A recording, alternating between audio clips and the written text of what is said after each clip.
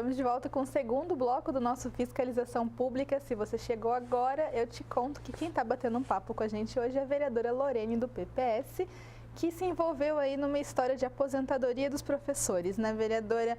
Não queriam dar o valor correto, o valor esperado para esses professores, mas deu para resolver na conversa. Foi isso mesmo? Sim, agradeço a oportunidade de poder explicar mais uma vez esse assunto. É interessante e é educativo, né? Sempre no papel de cidadania aí da TV Câmara. O que aconteceu? Talvez muitas pessoas possam ter ouvido falar, você aí que nos acompanha, se não é professor, mas tem um conhecido, um amigo, um parente, né?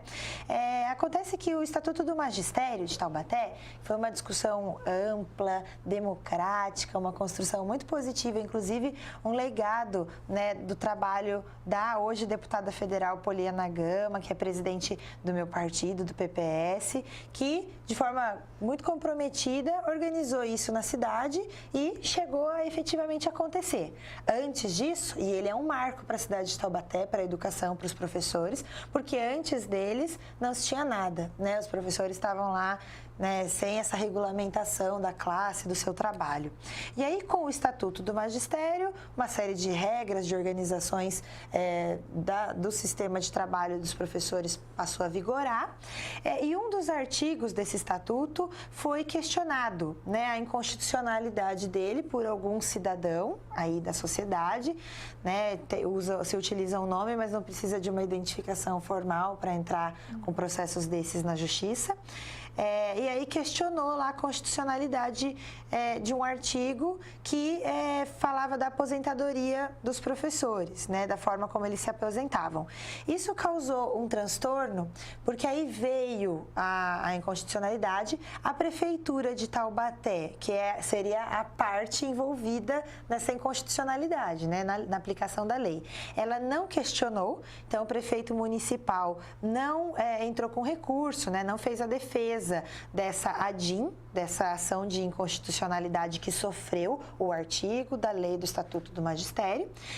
E porque ele não entrou, né, o processo também foi notificado à Câmara Municipal, enfim, se encerrou ali o processo, foi declarada procedente a inconstitucionalidade do artigo que tratava ali da aposentadoria dos professores, da forma como ele era feito até então. O prefeito teve que fazer um decreto para regulamentar essa novidade, né? Então, a Justiça declarou um artigo da lei municipal inconstitucional, o prefeito fez um decreto. Neste decreto do prefeito, ele foi ali, vou falar claramente, né? Acho que mal pensado e trouxe muitos prejuízos à aposentadoria dos professores, que passaram a perder cerca de 35%, às vezes até 40% dos seus salários quando eles aposentavam. Aí a gente iniciou um debate, os professores me procuraram, né, procuraram o meu gabinete para a gente tentar mediar essa situação, e tá aí outro dos papéis do vereador, do Poder Legislativo, que, né, quando a gente se questiona o que é que nós estamos fazendo aqui, quando muitas das nossas leis são limitadas por conta da inconstitucionalidade, quando a gente não pode apresentar diversos tipos de leis, quando elas não são colocadas em práticas, é que não é só lei, a gente não tem que focar nisso, né, produtividade em números de leis que a Câmara Municipal aprova, não tem que ser assim, tem que ser a qualidade das leis, o quanto elas são efetivas, e há outros papéis muito importantes que os vereadores exercem muito bem, e que é, por exemplo, de fazer pressão, né, para defender os grupos, a população, quando sofre algum tipo de injustiça, como foi o caso dos professores. Nós fizemos reuniões, os professores se mobilizaram, lotaram aqui a Câmara Municipal, até achei que viriam poucos, mas vieram muitos professores, eu ia fazer no meu gabinete, acabamos usando a copa da Câmara Municipal, de uma forma, foi até uma novidade, mas foi muito positiva. Eles também procuraram outros vereadores. Nós temos fotos aí, ó. Enchemos, não sei se vocês não estão acostumados com esse ambiente, mas essa é a copa da Câmara Municipal de Taubaté. Sem as mesinhas. Né? Sem as mesas, organizamos as cadeiras ali, porque veio muito mais professor do que nós esperávamos, o que foi muito bom. Graças à mobilização, à organização, à parceria, né, dos professores enquanto classe, se uniram e tiveram capacidade de pressionar os atores, falaram com outros vereadores também, todo mundo fazendo o seu papel para pressionar o prefeito no sentido de apresentar uma outra alternativa, uma solução. O prefeito, no decreto inicial, como eu disse, ele acabou tratando de uma forma diferenciada os professores de toda a classe do funcionalismo público, que é fazer um cálculo equilibrado do seu tempo de contribuição. Então, o professor que dobrava, e esses conceitos são bem complexos, eu demorei bastante para aprender também sobre eles, né? Professor que dobrava, mas trabalhou por muito tempo só 20 horas e depois passou a trabalhar 40 horas, conforme a lei anterior, que foi declarada inconstitucional, ele aposentava ganhando pelas 40 horas, com o seu último salário. Isso foi declarado inconstitucional. Daí o prefeito foi lá e nesse decreto que não foi bom, ele acabou colocando assim, então vamos fazer um cálculo, né, geral, faz a média da soma dos últimos 10 anos. Isso era negativo, acabava trazendo uma perda muito grande, de quase 40% do salário, imagina. E o que então nós lutávamos? Nós lutávamos para que fosse incluído a regra geral da Constituição, que considera uma transição, um período de transição, desde a mudança das leis aí a nível nacional. Então, vamos fazer de forma equilibrada. O tempo que você contribuiu por 20 anos, com 20 horas, vai entrar no cálculo como 20 horas. O tempo que você contribuiu com 40 horas vai entrar no cálculo como 40 horas. Ponto. Isso é o justo. E daí foram conversas, reuniões com o Instituto de Previdência de Taubaté, mobilizações dos professores, reunião que eles próprios fizeram com o prefeito, até que ele e eu ali presente nesse debate, a minha assessoria sempre presente entre a Secretaria Municipal de Educação, o jurídico da prefeitura, o RH da prefeitura e o Instituto de Previdência. E aí apresentando, batendo o pé nessa ideia que a gente acreditava, enfim, o prefeito regulamentou o decreto, né? Tirou de vigor o anterior que estava ruim, de junho, e fez um novo decreto agora em outubro, e aí sim foi adequada de forma justa a condição da aposentadoria dos professores. Pois é, e ainda falando em tema professor, eles estão vindo muito para cá para falar da Escola Sem Partido, mas nosso tempo está curtíssimo.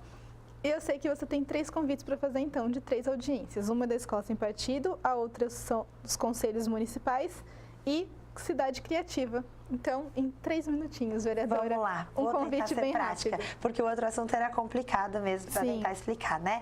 Mas vamos lá, a gente está debatendo Escola Sem Partido, é um projeto que está mobilizando aí a sociedade, as paixões das pessoas, mas o discurso que eu quero deixar para vocês, o que eu acredito como liderança política, como representante de Taubaté, é de que a gente não tem que dividir pessoas, né? Nem para governar e muito menos para falar de educação, um tema que deveria unir. O que eu tenho defendido lá na tribuna é que, além dessa lei ser inconstitucional, assunto que a gente já tratou aqui ao longo do nosso programa de hoje, que sendo inconstitucional não vai depois ser colocado em prática, tá? Porque é questionável na justiça a sua aplicação. Tem essa questão da inconstitucionalidade que eu defendo, mas também tem a questão do mérito, que eu afirmo minha posição totalmente contrária, porque traz censura, traz uma série de problemas com relação à liberdade prevista na Constituição, inclusive, no artigo 206, e a diversidade que a escola e que o professor tem que trazer para que a sociedade seja diversa.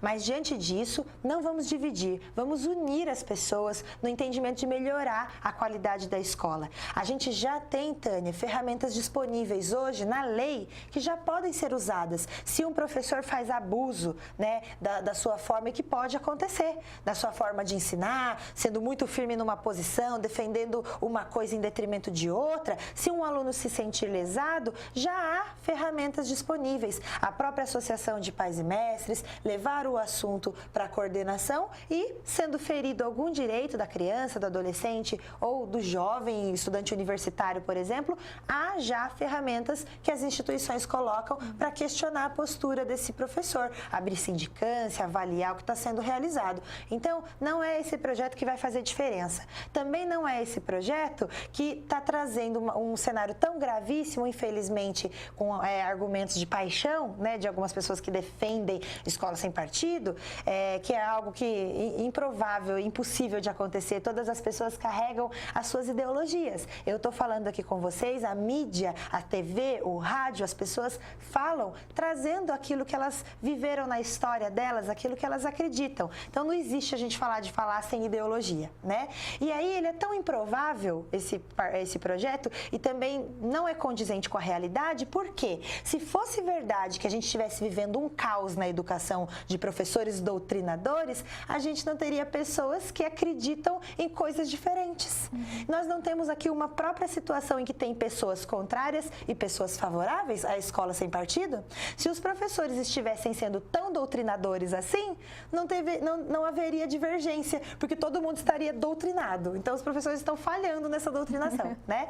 E aí, convido vocês a participarem desse debate que é importante e convido também a participarem das outras duas audiências. A gente vai debater conselhos municipais e vamos debater também uma cidade criativa, o uso dos espaços públicos, das praças, pensando no turismo como desenvolvimento econômico, pensando carnaval, pensando economia criativa. Então, vamos fazer aí um brainstorming, um turbilhão de ideias. Fica aí o convite, o horário, a data está aí na TV Câmara para vocês acompanharem, para que as pessoas possam vir debater isso e a gente iniciar um movimento para organizar isso na cidade. Pois é, bacana, tá aí o convite. Vamos participar mais, né, vereadora? Ficar mais presente aqui no nosso plenário, que não fique tão vaziozinho assim. A gente gosta quando tá cheio, né? A gente gosta quando tá cheio. Acabou o nosso tempo, esse foi o nosso Fiscalização Pública. Se você gostou, quer ver de novo, quer passar para alguém, você já sabe que tá no site, tá no Facebook, tá no YouTube e, é claro, nas reprises ao longo da programação, mas assiste ela inteira que sempre tem coisa bacana. Eu agradeço a audiência e até a próxima. Tchau, tchau. Tchau, obrigada.